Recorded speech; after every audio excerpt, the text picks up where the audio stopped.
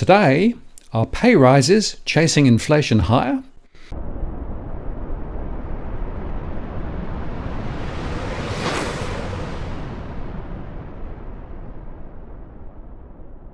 Hello again, it's Martin North from Digital Finance Analytics, where latest posts covering finance and property news. Before I start, just to say that Edwin won't be joining me today, hopefully later in the week, but I will go on making shows. Meantime, in the UK, annual growth in regular pay, that's excluding bonuses, is the highest we've seen since comparable statistics began back in 2001. In fact, the Office of National Statistics said in May to July 2023, the annual growth in regular pay excluding bonuses was 7.8%. That's the same as the previous 3-month period and the highest regular annual growth since 2001. Annual growth in employees' average total pay, that's including bonuses, was 8.5% in May to July 2023.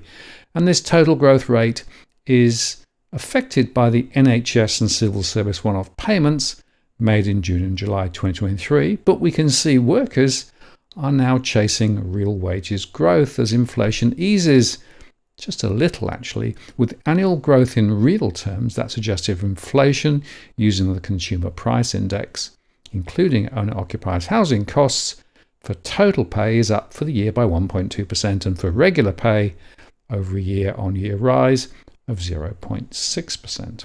Now in Australia, the Fair Work Commission released their latest data on Monday, which revealed that average pay rises in new collective agreements in Australia have risen to a high of 4.7%, closing in on inflation and putting pressure on wage forecasts. The increase is the highest average recorded since the Commission's data series began back in 2002, surpassing previous highs of 4.4%.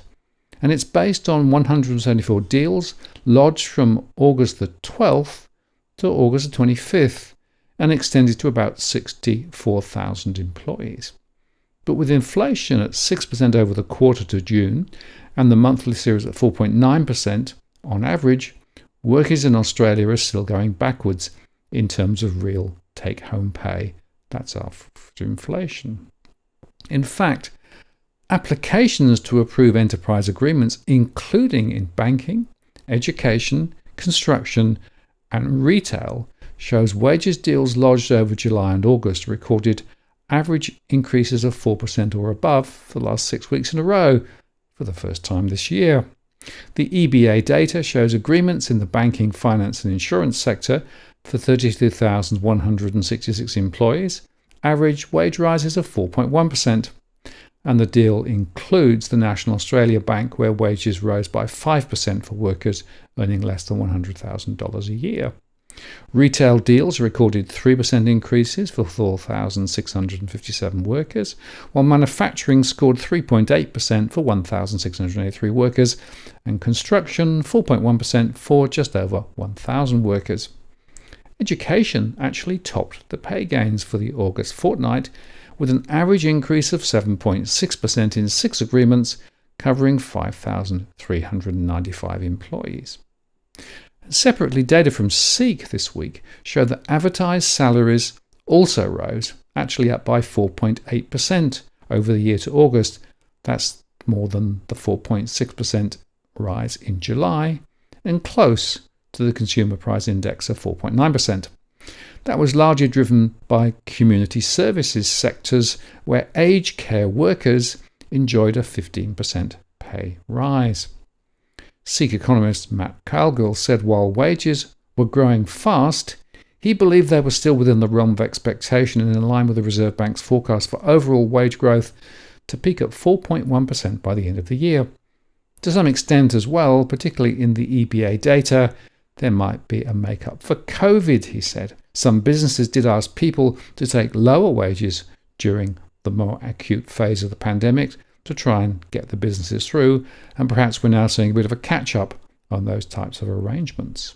Certainly, if this is sustained, we will keep seeing figures in the mid-4% range, and that's inconsistent with the forecasts and will lead to change the outlook, he said. But at least to date, I don't think this should cause us to think that the outlook has changed materially. Looking at the data in more detail, community services and development stands out with an 8% growth in advertised salaries in the year to August. Most other large industries are seeing a slowing of ASI growth. For example, the trades and services industry experienced 5.5% growth in the year to August. That's actually down from a peak of 6.8% in the year to April 2023. Notably, hospitality and tourism have seen a continued moderation in ASI growth, with advertised salaries up just 2.6% in the year to August. And hospitality is the industry in which the largest proportion of employees are paid according to an award.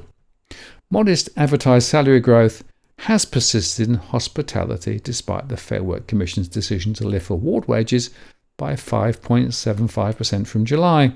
This moderation in advertised salaries reflects a fall in labour demand in hospitality from the very hot labour market experienced in 2022.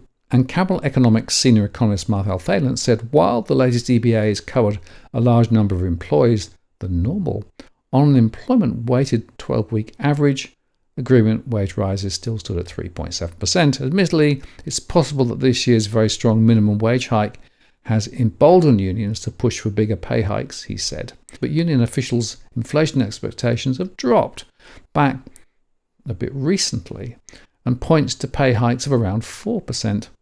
And with the labour market starting to loosen, I doubt pay hikes close to 5% will be sustained.